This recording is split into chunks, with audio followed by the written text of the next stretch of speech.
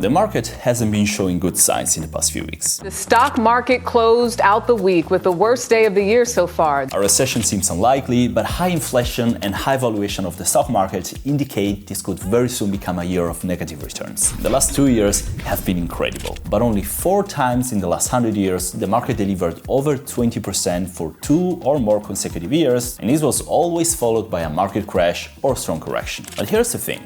Market crashes aren't the end of the world. So in today's video, I'll show you how to build a market crash-proof ETF portfolio, or as Ray Dalio calls it, an all-weather portfolio. By the end, you'll know exactly which ETFs to own and how to balance risk to create the perfect recession-proof portfolio. Now, first of all, why are we talking about a market crash at all? The S&P 500 has grown 71% since October 2022, when it entered the current bull market. And the growth was actually justified after all. The economy was resilient, consumer spending increased, and so did also business investments, which led to strong corporate earning growth. Real GDP increased 2.8% in 2024, above the 10 years average of 2.5%, and the unemployment rate fell to 4% in January 2025, which is well below the 10 years average of 4.7%. However, the bull market is losing momentum, and I see 2 reasons for this: rising inflation and market valuation.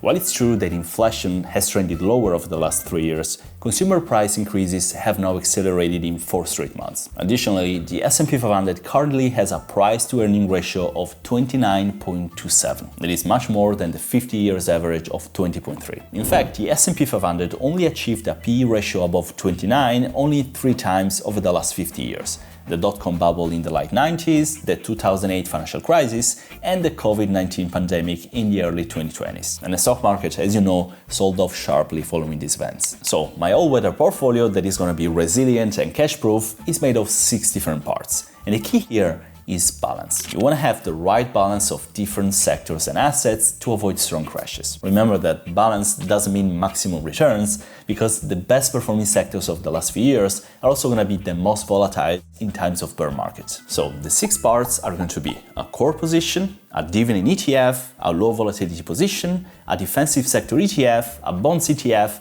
and gold. Notice that I'm not mentioning growth ETFs like QQQ or VGT. And that is not because I don't like them, because I actually love these ETFs, but because they are extremely volatile during market crashes. So if I were to suggest you to buy QQQ or VGT, this would be my suggestion. Avoid buying them in periods of high valuation, and above all, buy tons of them after the crash. Because just as the growth sector is the best performer during bull markets, it's also the one that crashes the most during bear markets, and this gives you a wonderful opportunity to buy them cheap. Nevertheless, today we're talking about a recession-proof portfolio, so firstly, the portfolio needs a solid foundation. An ETF that gives you a broad market exposure but doesn't expose you to unnecessary risks. For that, as I always do, I recommend the Total Stock Market ETF from Vanguard, VTI, with at least 40% weight on this all-weather portfolio. VTI holds over 3,600 US stocks, covering large, mid, and small caps, giving you full exposure to the whole American economy. The good thing about VTI is that it includes the perfect blend between value and growth companies, which is an optimal balance because in times of bull markets, everybody talks about growth companies, and in times of bear markets, everybody gets back to value companies. If you invest from Europe, the best alternative to VTI is VWC, the Vanguard FTSE All-World EOCI ITS ETF, that with a 0.22% expense ratio and a fund size of over 17 billion euros in assets under management gives you access to the whole world, and you can surely sleep well at night, because the only way this ETF would go bad in the long term would be if the world collapses, which poses a much bigger problem than your portfolio performance. Now, if the core position is there to give you the perfect balance between long-term returns and stability, the second position instead, with 20% weight, is there to give you cash flow even in bear markets. Because, let's say it, when stocks are down, it helps to have ETFs that pay you steady dividends. So you're making money even when the market isn't. And dividend companies tend to be more stable than growth ones during bear markets. If I have to choose one dividend ETF, that would be SCHD, the Schwab US Dividend Equity ETF. SCHD tracks the Dow Jones US Dividend 100 Index, and the goal of this ETF is to find quality, sustainable dividend-yielding companies. So there is not only research of high dividend-yielding companies, but also a higher focus on the value of the companies. And this to the fact that SCHD delivered 13.59% in the last 12 months and a staggering 11.59% per year on average in the last 10, and you understand how this ETF builds a perfect balance between dividends and high-quality companies. Talking about high-quality companies, SHD selects them if they have 10 consecutive years of dividend payment, high market capitalization, high dividend growth of the past 5 years, high free cash flow to total debt, high return on equity, and expected forward yield. A lot of important factors are used to find and select value companies that are able to deliver stable and high dividends in the long term. Now, for European investors, I'm sorry, but there is not a good alternative to SHD. But what I can give you is the Vanguard FTSE All World High Dividend Yield UCITS ETF, which is in here. Now, as a third position for the all-weather portfolio, we're going to need an ETF that reduces the impact of market crashes, like an airbag in your portfolio. For this, we need a low-volatility ETF, which is going to get 15% of the all-weather portfolio cake. With over $23 billion in assets under management, the iShares MSCI USA Minimum Volatility Factor ETF, with ticker USMV, selects companies that have historically shown lower volatility, meaning they don't swing wildly in price. It includes companies like Walmart, Merck, Johnson & Johnson, Warren Buffett's Berkshire Hathaway, Visa, and Verizon. All steady performers that in falling markets tend to stay stable and not fall drastically like growth companies. In terms of performance, usually low volatility companies and ETFs are not the best performers. But this ETF has given great results. 17% return of the last year, 8.37% annualized over the past 5 years, and 10.69% annually over the last 10 years. If you had invested $10,000 in this ETF 10 years ago, you now have $27,019. The European alternative I can give you is the iShares Hedge MSCI Minimum Volatility World ETF, which with 0.3% expense ratio is going to give you global exposure with a focus on lower risk stocks. So 40% core position, 20% dividend ETF, 15% low volatility ETF. Now let's add 10% in a recession-proof sector. Yes, because there are sectors that thrive on discretionary consumer spending,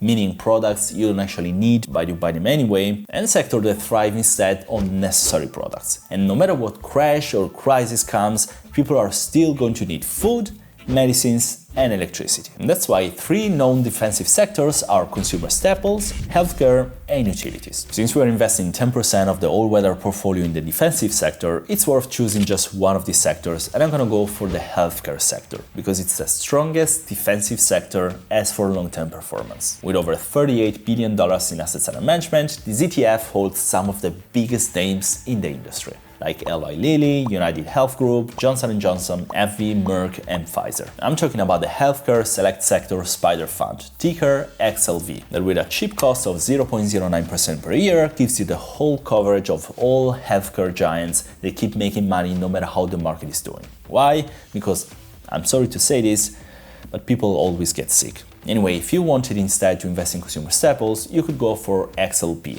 the Consumer Staples Select Sector Spider Fund, and for utilities, XLU, the Utilities Select Sector Spider Fund. European alternatives are, for example, the S&P 500 Consumer Staples USD ETF by iShares and the S&P 500 Healthcare ETF by iShares. Finally, now that we covered the equity markets that respond well to market crashes, now it's time to find other assets that might even grow during market crashes, assets that tend to rise when stocks fall. For this, I have the last 2 positions with 10 and 5%. 10% goes to bonds and 5% to gold.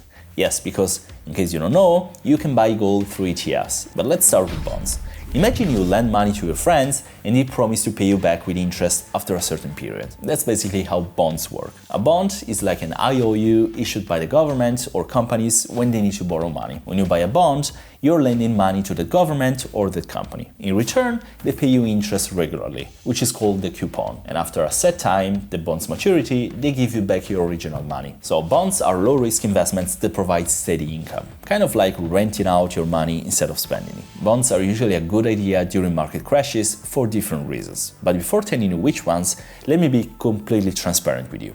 I usually don't consider bonds necessary unless you're relatively close to retirement. And why is that? Even if they hedge against recession or market crashes, in the long term they tend to perform worse than equities. And this makes them a perfect candidate only to keep portfolios stable, not to grow them. All that said, when stocks crash, investors panic and usually move their money into safer assets. Government bonds, especially US Treasuries, are considered super safe, so demand for those goes up, making their prices increase. Unlike stocks, which can lose 30% in a crash, bonds typically lose much less or even gain value. Since bonds pay interest regularly, you still earn money even if stocks are tanking. And lastly, when the Federal Reserve, or in Europe the European Central Bank, lowers interest rates to boost the economy, like it's happening now, existing bonds become more valuable, which means their prices tend to go up. For a bond ETF, my suggestion for Americans is always BND, the Vanguard Total Bond Market ETF. This gives you instant access to the best mix of government and corporate bonds from the US. European alternatives are, for instance, the iShares USD Treasury Bond 0 to 1 year UCITS ETF, if you want US bonds, or the iShares Core Euro Corporate Bond UCITS ETF for European bonds. Alright, last position is gold. And I know that you might think that gold is a waste of money, but it's interesting to know that if we take the last 20 years, from the end of February 2005 to the end of February 2025, gold returned much more than the S&P 500 with 574% against 392% of the S&P 500. To be 100% honest, I should also show you that instead, in the last 30 years, the S&P 500 returned more, just as in the last 50 years, 80 years, or even in the last century. Still, remember that this portfolio is not for maximum performance, but for protection during downsides. So for gold, the best ETF you can buy is GLD, the Spider Gold Shares, which is the first US traded gold ETF and the first US listed ETF backed by a physical asset. From Europe instead, you can go for the physical gold USD ETF from iShares, ticker PPFP. To conclude this video, I want to quickly show you another all-weather portfolio, which is the one offered by the great investor Ray Dalio. Just like my all-weather portfolio, this portfolio is not made for the highest returns, but for the highest long-term stability. If you invest from the US, 30% is going to go to VTI, the Vanguard Total Stock Market, 40% on long-term bonds with TLT, the iShares 20+ year Treasury bonds, 15% on intermediate-term bonds with IEI, the iShares 3 to 7 years Treasury bond, 7.5% on broadly diversified commodities with DBC, the Invesco DB commodity tracking, and 7.5% specific on gold with GLD, the Spider Gold Share Trust. If you invest from Europe, this table shows you the right European ETFs to use, including name and ISIN code. You can pause this video if you need. And from any European app, you can usually just search for the name and then ensure you get the right ETF by checking the ISIN number. Well, I hope this video was useful, and if it was, drop me a beautiful like to help me with the YouTube algorithm, and don't forget to subscribe for more videos like this. I wish you a great day, everyone, and as always, I'll see you in the next video. Ciao!